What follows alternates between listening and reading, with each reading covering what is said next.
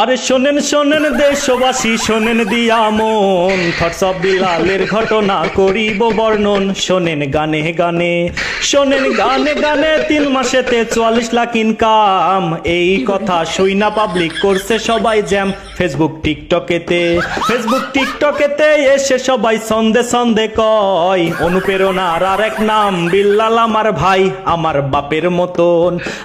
বাপের মতো কমেন্ট করলে রিপ্লে করিয়া সেই কমেন্ট ভাইরাল হয় দুনিয়া জুড়িয়া।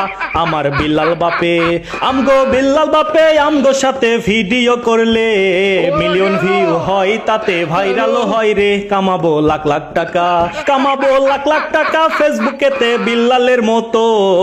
এর জন্য তার লেওরা সাটতে হয় যত।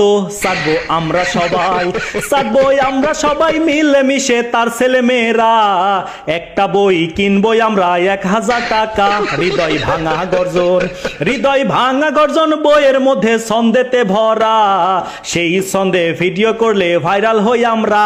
তাতে জলে কেন সাটলে আমরা বিল্লালে লেওরা। তার লেওরাতে কি যে মজা জানে না তারা। বোঝে নাই ওমর ভাইয়ে রোস্ট করেছে বিল্লালকে নিয়া।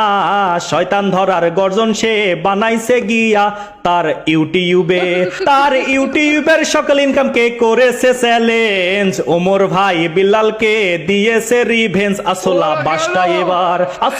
বাসটা খেয়ে থামছে না অনুপ্রেরণা। কেস কিবরিয়াকে বিল্লাল সার্জে দিল না। শুরু হয়ে গেছে খেলা গাছের পাতা বিক্রি করছে ভাই। বিল্লালের ভক্তগুলো সেগুলো কিনে খাই। কি আর বলবো আমি ফেসবুকের বস্তি বানাইছে। টাকার লোভ দেখিয়া বিল্লাল ফায়দা যে লুটছে। বুঝে না ভক্ত শ্রোতা বিল্লাল তাদের কেমনে বাস দিচ্ছে। অনুপ্রেরণার নামে সবার চাকরি যে খাচ্ছে পকেটের টাকা হবে ফাঁকা। ভিউ না থাকিলে অনুপ্রেরণা থাকবে না, যাবে না চলে তোমাদের বিল্লাল আব্বু।